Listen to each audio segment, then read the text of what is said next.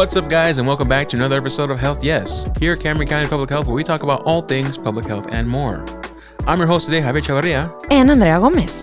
And today we're here to speak with Dr. Rashmi Chandra, joining us from AltaCairing Foundation here in the RGV. We'll get to know who they are, learn about the work they do, and hear how they've been making a difference for the Rio Grande Valley community. From their initiatives and projects to their impact, we'll get to dive in a little into how AltaCairing is supporting and empowering people across our region. With us today is Dr. Rashmi. Welcome to the show. Thank you. Thank you so much. Before we start, do you mind giving us just a little bit of background on yourself and your experience with AltaCairing Foundation? Yes, absolutely. So my name is Rashmi. I am a clinician by background. I came to the Valley about 15 years ago.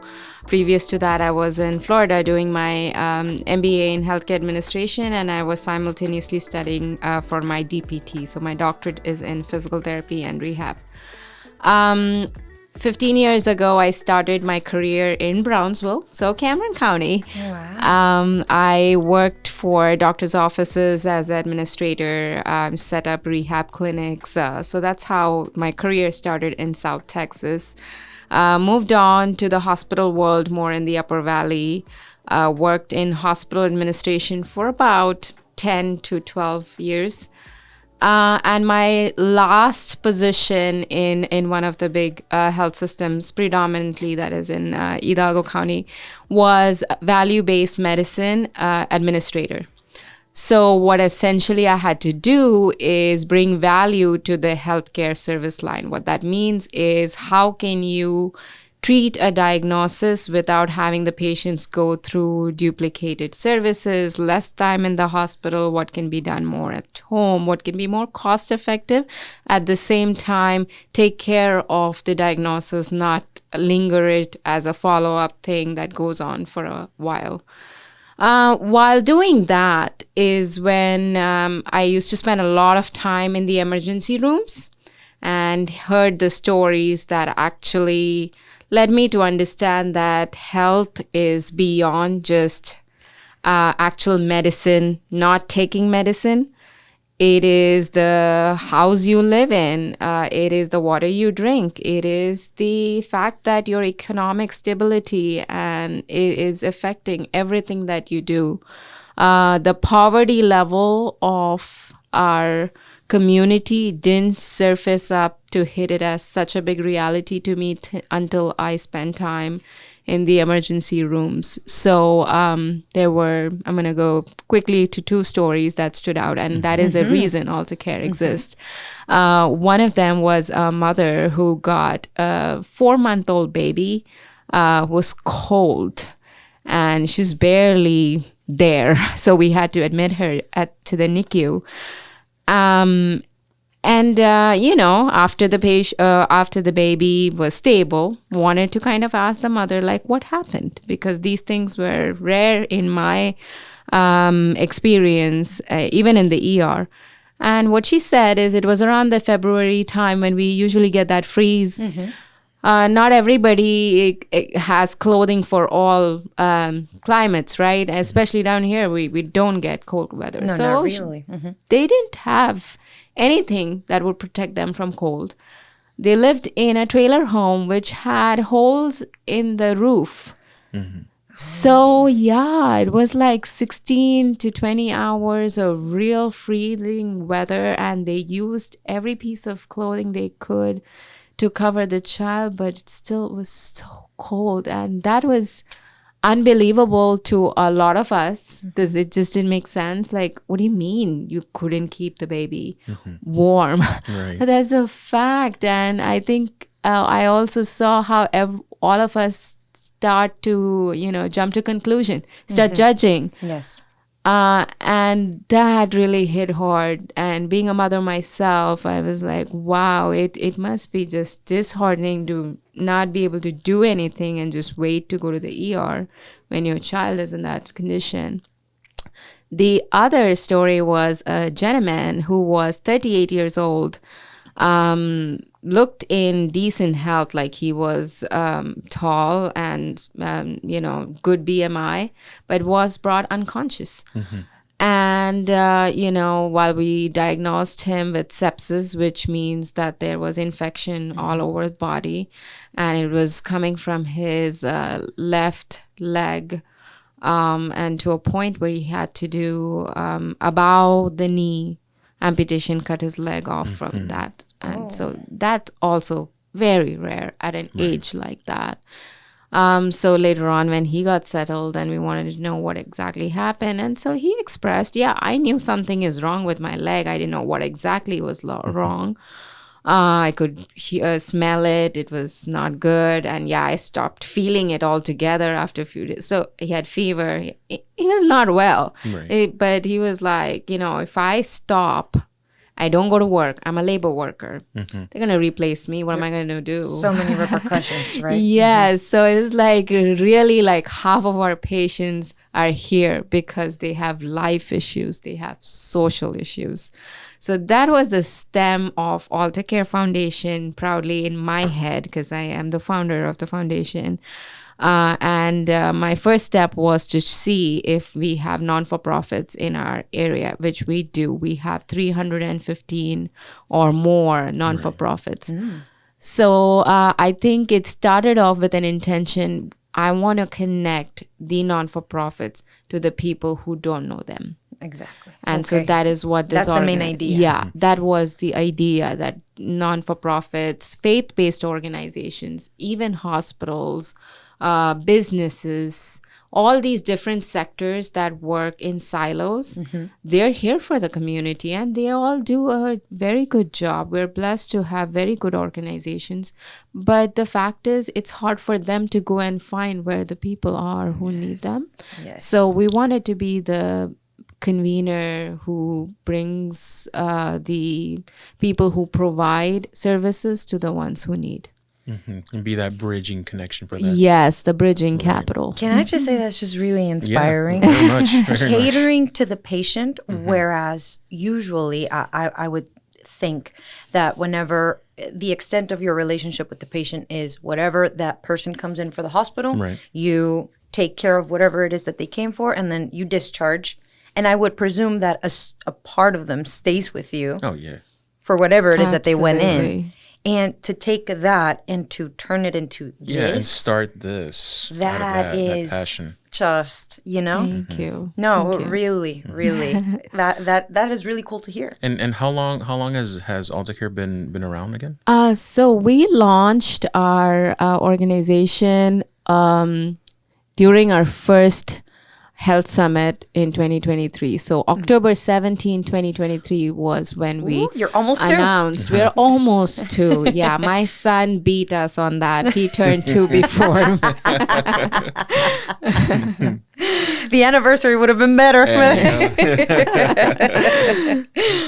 And who are, aside from yourself being the founder, yes, absolutely. Are there more people, behind this foundation? Are there key people? Yes. So, again, I think why I love this community is because, I'm originally from India. So, and South Texas was not my first destination when I moved to U.S. It was Florida. It was Tampa, Jacksonville, Clearwater. So this just happened because I felt like God wanted me to be here. Isn't Otherwise, that incredible? who moves from Tampa to Brownsville? No one. There's got to be a reason why I'm here. Right. Yeah. So when I came here and then, after a few years, it just, when I would travel, go to other places, me and my husband always spoke about moving from here because there are more Indians in other cities.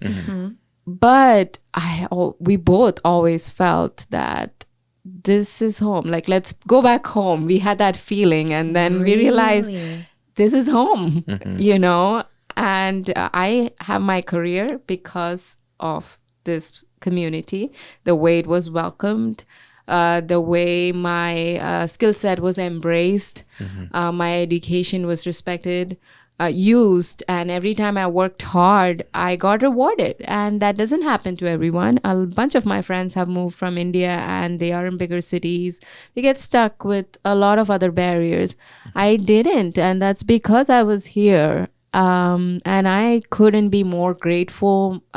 Neither my family feels the same way, that everything we have, and we never thought we would be where we are, in life, the way we feel like we have everything. We never thought we'll get there, because that's not how we grew up, and we grew up with struggles. So for us to be like this, it would not have happened if we were anywhere else in the world, including the countries where we were born. So it was like time to give back, right? So we launched this foundation October 17th, but in the time that I spent here, I earned a lot of social capital. People who are 10 times more talented, experienced than me, but I have beautiful relationships with them. So when if you speak to my board members, everybody will say, we first said yes because Rashmi asked us. So there was no way we could have said no. Yes, because some of them didn't even understand what I want to do. And I didn't have a complete clarity on the pathway and everything. Right. So they just said yes. It's like, okay, you want to do something, so it must be, right? So okay, and it's an ever-evolving project as anything. Right? Like creating a project is once you find the pieces that you need for that, that's when you start figuring out. Just say yes to me, Yeah, and then we'll get there. We'll see what happens. Right. So I had 5 main founding board members with me. One of them was Sister Norma Pimentel. She is like the icon of charity, social work, and humility. So I had her guiding light in front of me at all times, and confidence. Like, she's the one who told me that, yeah, I know you can do it. This can be done. This can be done. Dr. Edwin Estevez, he is our board chair, and he was also a very strong founding pillar of the foundation. He and I met during our journey with value-based medicine in the hospital.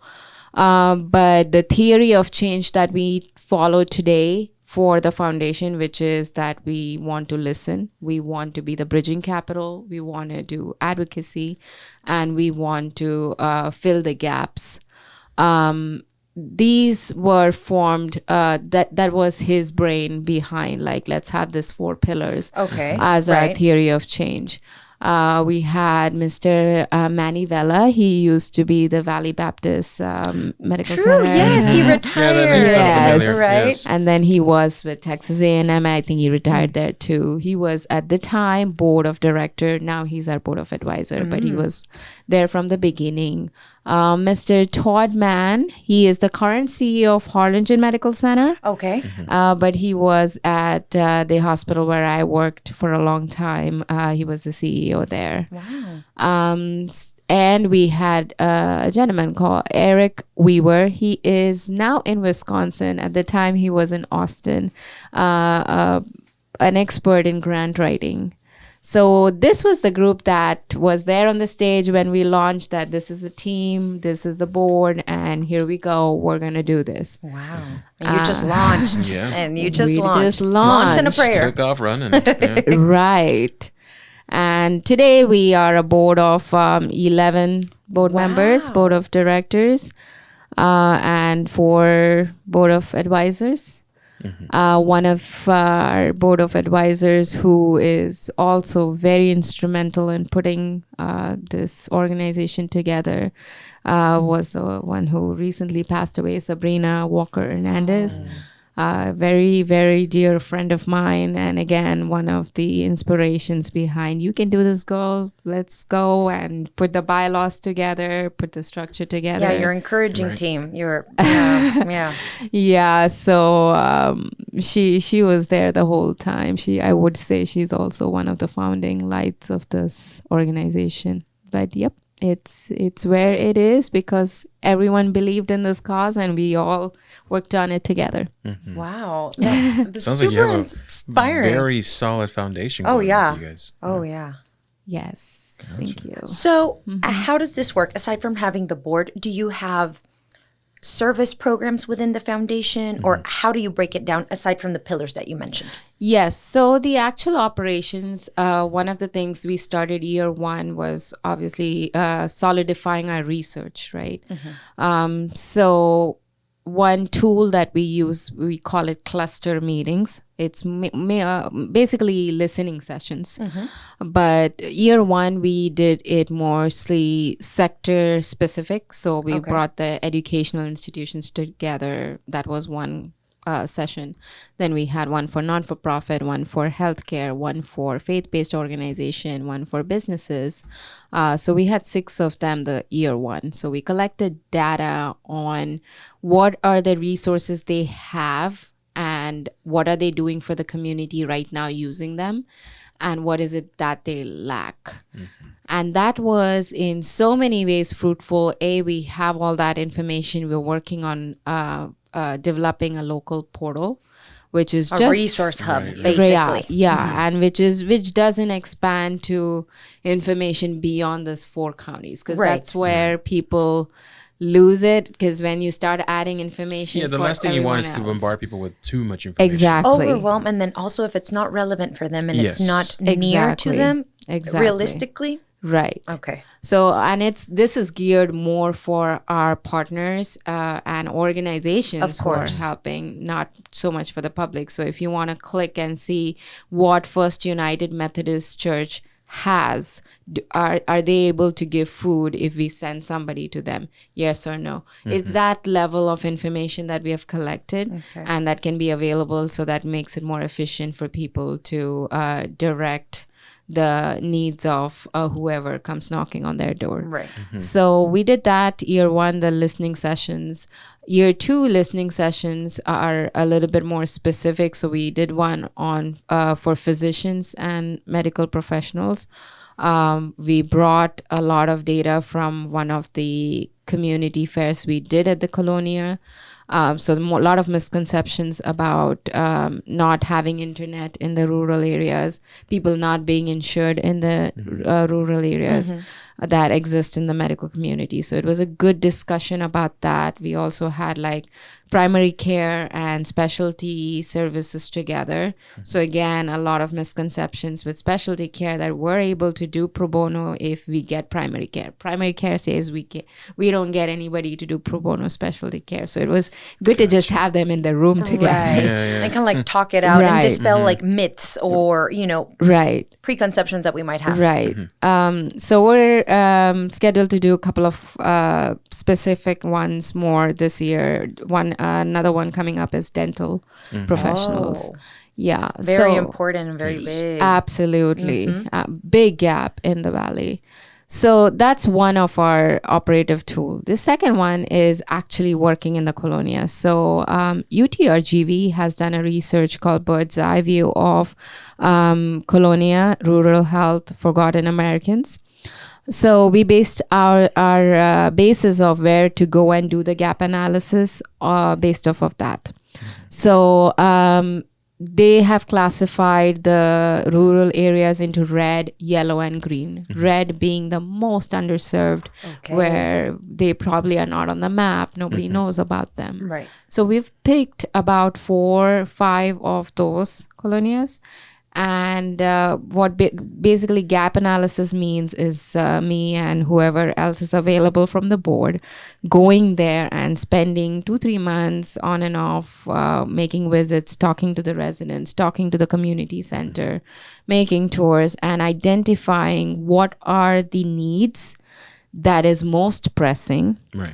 And who can meet them, finding the right partners in the community. And after doing both of those things, what's left and can we fill that need? So we did that for 3 of them already. One is La Sara, Willacy County. The other one is San Carlos, that's in Hidalgo County. Third one is La Feria in Santa Rosa.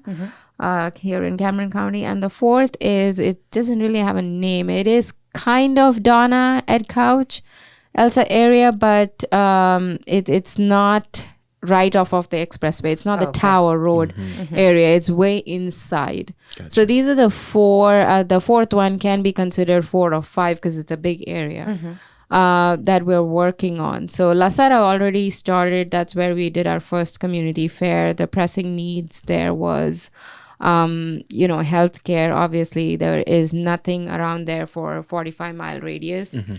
Yeah, they have it pretty rough. They do. They don't even have a grocery store or a gas station, nothing. And obviously, not people don't know about La Sara. They know about Raymondville, but they don't know about La Sara. Right. So even knowing that, hey, there is a place like this, that was a big need. But more than that, healthcare was a big need. Second thing is a lot of fatality because of not having 911 reach there on time. And so that's due to fire, that's due to cardiac arrest. So the problem, which I couldn't understand why 911 wouldn't get there, because they do have EMS service. They do. So that was an interesting research. So I found out that their mailing address is it says Raymondville. Okay. And 911 doesn't follow mailing address. They have their own map system, and they need to know where exactly on the lane you're are. Pinpointed. Right. Exactly. And that didn't exist because they're not in city limit. Okay. So that was like, okay, now we know what and how to resolve it, right? Yes. Yeah. So LRGV DC has a department called RGV 911 department. And that's what they do. They put the correct address in the 911 portal. So we collaborated with them. We took them to La Sara. So you were able to put them on the map. Yeah. Quite And that literally. was about 23 families. So that made my heart very, very if no happy. one does it, the problem continues. Exactly. And it's not that they were just not accessible. The service was there. It was just they weren't able to get to them. Absolutely. Because I even heard the residents say that, they're there, they're just circling somewhere and they're calling it. Because they couldn't get there. Exactly. And then when you see the form for their portal, it asks like, what is the color of your door and things like that. So they could be able to identify. So that they can quickly go in there. So that was a very good exercise. Of course, so satisfying. Yeah. And I was like, okay, well, we can do that more in these areas for sure. Other than that, we have a generous grant that was given by Quest Diagnostics in forms of able to do pro bono laboratory services. Oh, okay. So that was another need. I think a lot of the healthcare entities were willing to go to La Sara more if they would get a baseline diagnosis. Right. So we do have a medical director, Dr. Linda Villarreal. So we're able to do those basic labs and then make sure that patients have a PCP and direct the results to them and, channel them to the appropriate area. So we were able to do that. And then, if you go to La Sara, the only thing that they have there is the school. Okay. That's it. So if you want a job locally, you need to find a job there really in the school. Isn't one. Oh, okay. Like that's what you're limited to. Yes. And it's a town where education is limited to high school. Rarely kids go after that. So again, interviews reveal that they don't know about STC. They don't know about the programs. Our local schools like UTRGV and even in TSTC and Southmost offer where you don't have to have a lot of finances to start something small, and they guide you, aid you with a lot of things.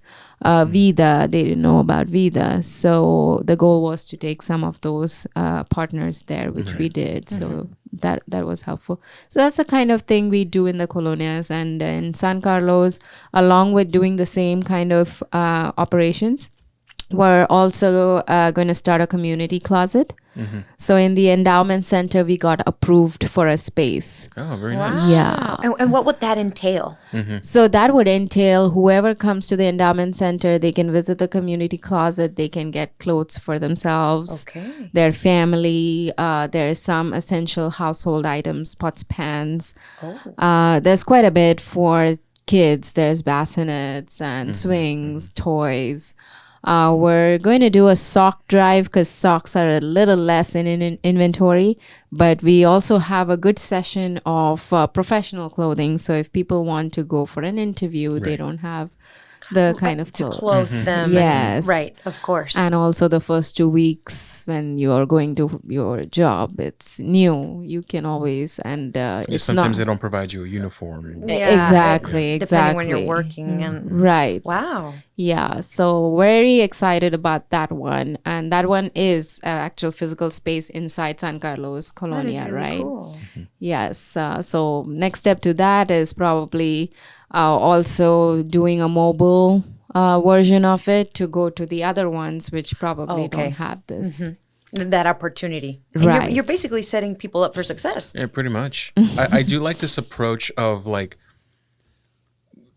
looking at these regions and figuring out what exactly it is that they need, instead of just providing a general service like someone just says, oh, I'm just gonna talk to people about what we have going on here, Yeah. but actually figuring out what is it that these communities need, and how is it that they can get it based on the things that are around them. Yeah. Catering Very it that way. tailored. A Yes. very tailored service. Very tailored in that regard, so that there's no like, people aren't just taking in information and just being, okay, well, what do I do with this? Right. There's a solution. You guys are figuring out a solution for how you can get these things done, and I think that's very impressive. Thank you. Thank you. It is. It is. We're so happy you're here. Absolutely. And because also, obviously, we want more people to know about this. Now, in terms of like the community closet and initiatives like that, do you take donations or how does it work? So our initial inventory right now was just word of mouth. People who know about the foundation, they just Right.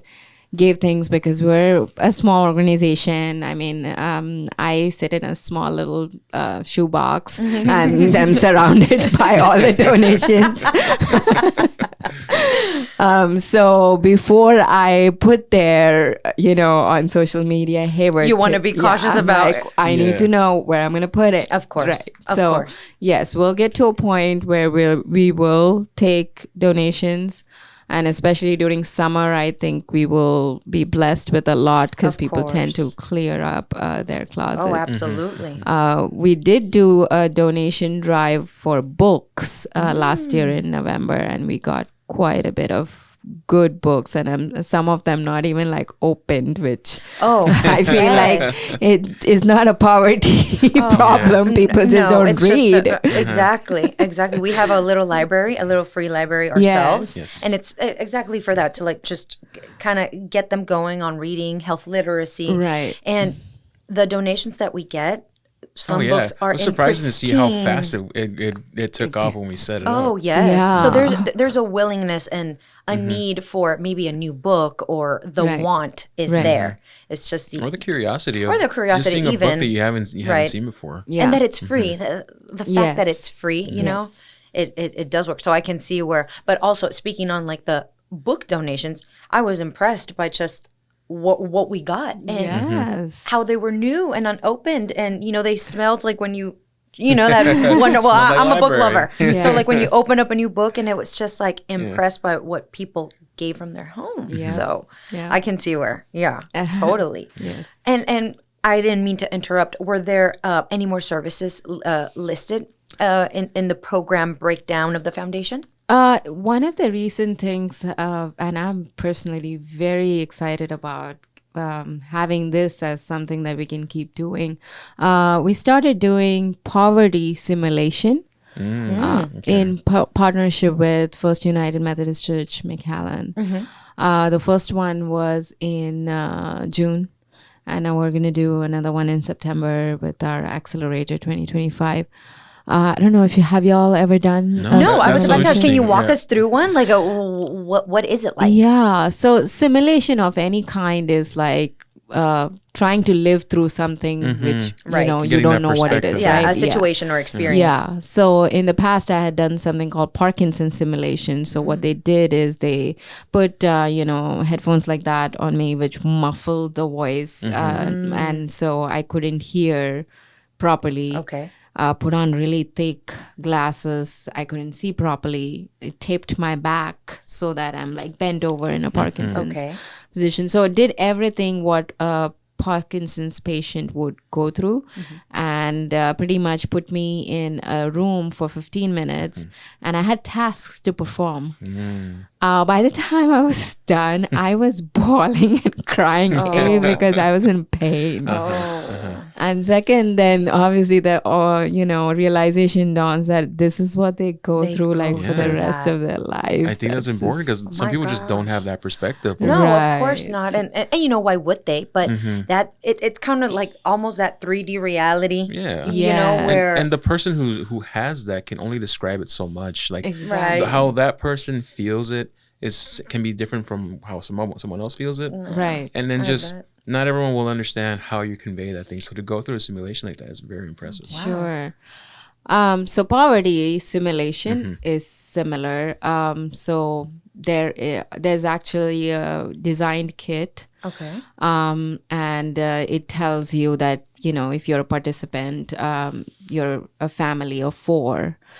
You're a mother. There's a mother, and there are 3 kids. Okay. You have a teenage daughter who so and so will play the role of your teenage daughter, and she's pregnant. And then there's this other family, and the son there is the father of. Okay. So there's a scenario. You start building the Yeah, and there are a couple of families, depending on the number of participants, you can take up to 80 participants.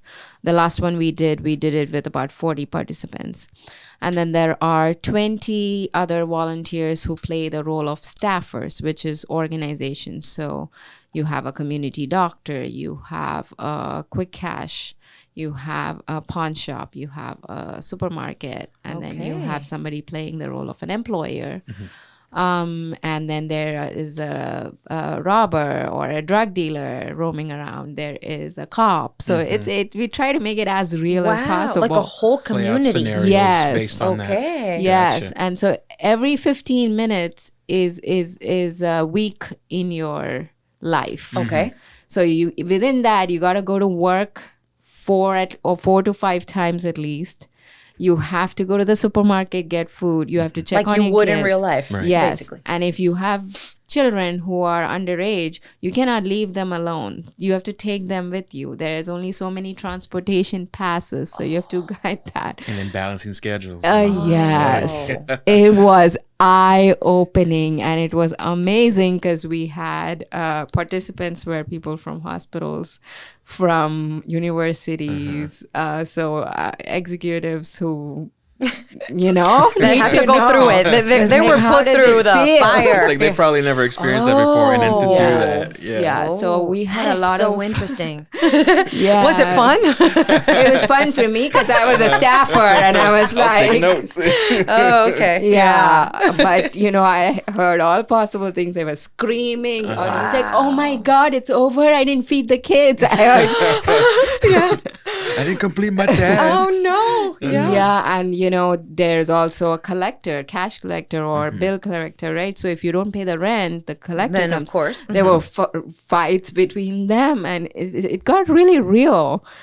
And by the time it was debriefing, everyone was mad at each other.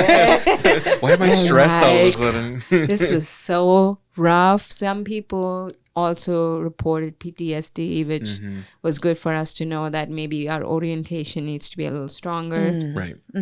But yeah, it replicated it very well, and true conclusions, right? Because I played the role of the community doctor, even though the families were given scenario that you need to take your elderly mom to the doctor, things like that. They didn't because they didn't have time and they don't have resources. So that's what happens. In Nobody real life. Yeah. Yeah. Yeah. And then the supermarket person. That's Omar Rodriguez. He played the staffer for that. He's for the food bank. Okay. So he actually did a great job. Like, we don't ask questions before we buy something. Right. And so he just raised up the prices for something the more than it was written. And people didn't ask. They just took it, Right. even when you're paying the tax collector or the rent collector, no one asked for a receipt. Right. And they didn't give it either. So things like that were like, oh yeah, you don't think about all these things, and then you don't have your papers in order, you don't have proof for things. The drug dealers are nicely, roaming around, talking to your kids because you were not supposed to leave them alone to begin with, and you did. You get robbed, and the cop Which won't just listen happens. to you. Yes.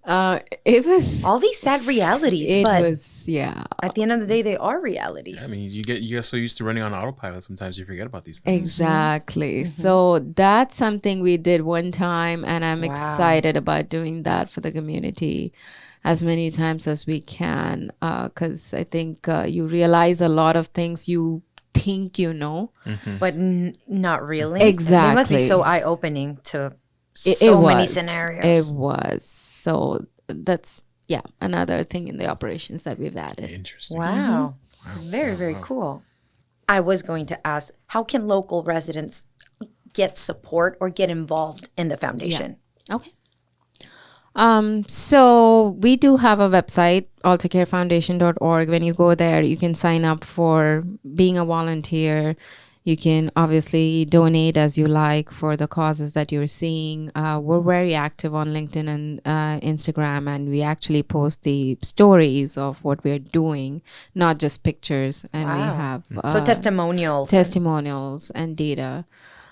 So that's one way to definitely get involved. Also, the volunteer form lets you choose if you want to do office related work and not be in the public, or you want to actually do field work.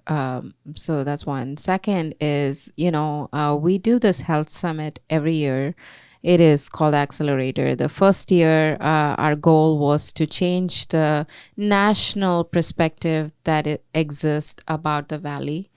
Not sure if you all are aware, 10 to 15 years ago, there was an article written about Rio Grande Valley, specifically McAllen and hospitals in the Upper Valley, on how much there is healthcare fraud, how despite of having all these specialties, we're still the diabetic capital, we're still the obesity capital.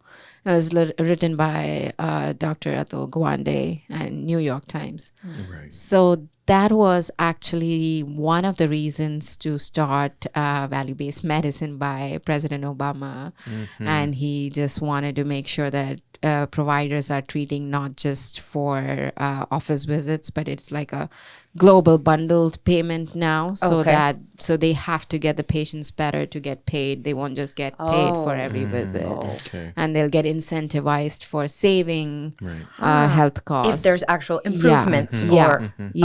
So that's how it started. But so as a healthcare executive myself, when I used to travel for conferences and so on and so forth, and I would say that I'm in healthcare and I'm from McAllen, I would get the look. Like, you're from there.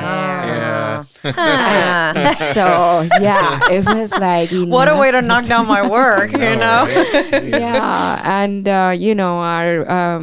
our founding members also, especially Dr. Esteves, he had the same sentiment that we have good healthcare here like, hey, too. no, it's don't changed. let that article misguide you. Like, there's so many great things as well. Exactly. And even culturally, I think the perspective is very negative, whereas there's so much positive to it. Like, even when you talk about healthcare, right?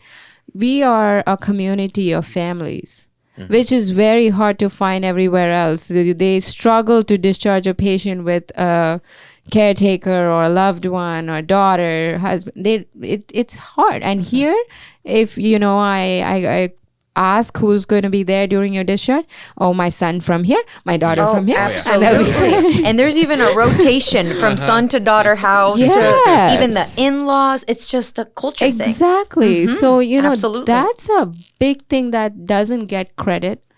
So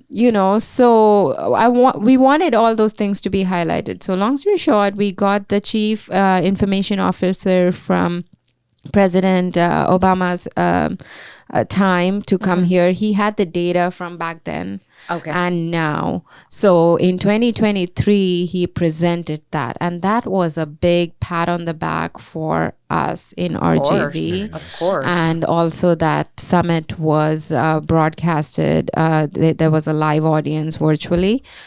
So a lot of people nationwide saw that. So, it just shed light. Yes. Nationally. Yes, it did. And we put together panels of our local hospitals, our local, political leaders. Judge Cortez was one of them, Veronica Gonzalez, Mr. Vela. So, they were talking about workforce development, what we're doing in education.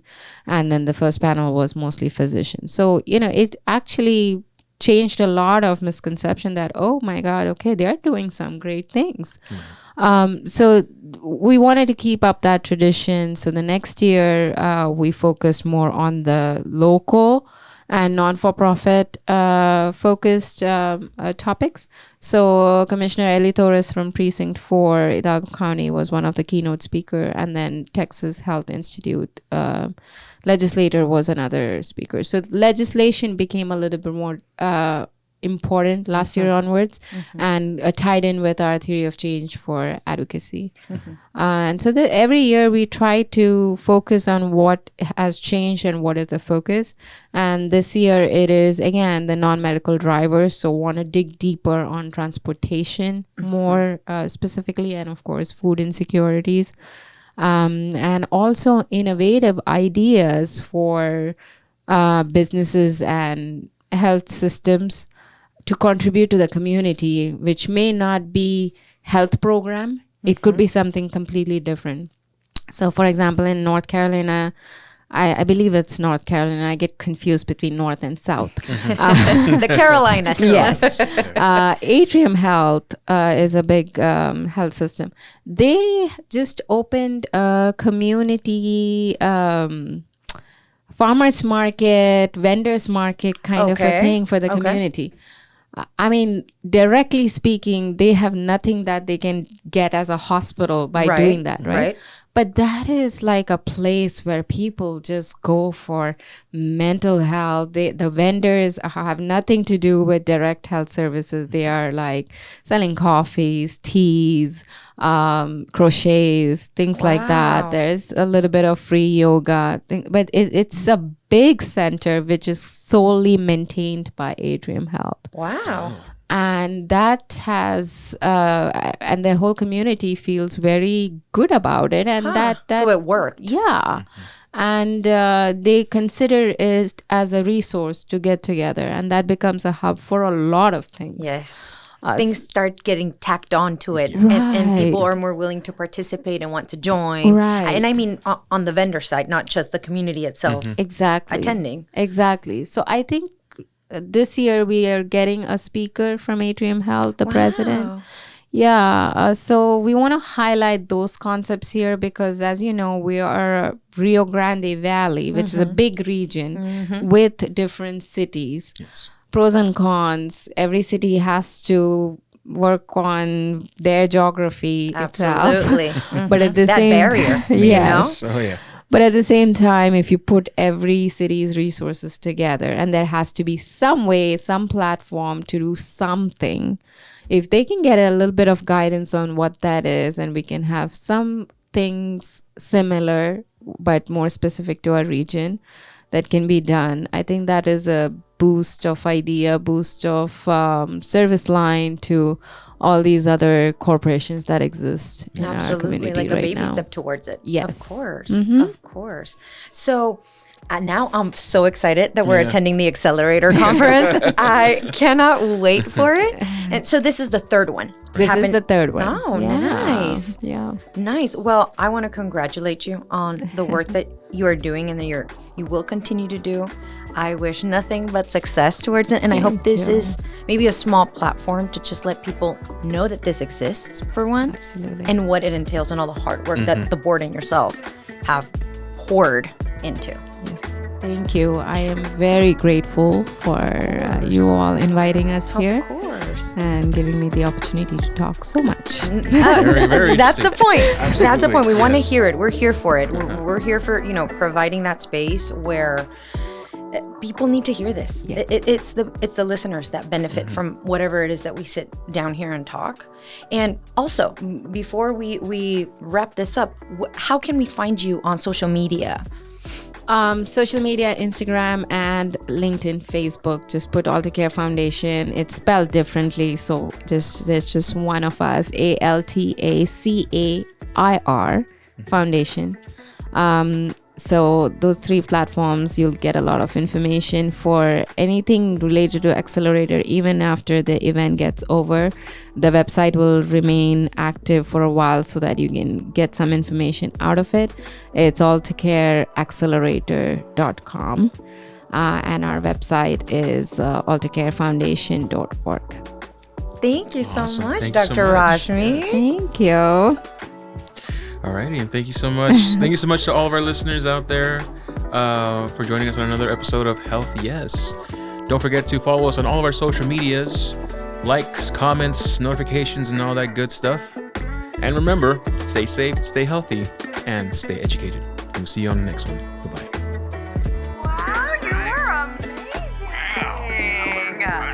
That was very good and so interesting. My gosh, I bet it was, how long? I didn't ask this.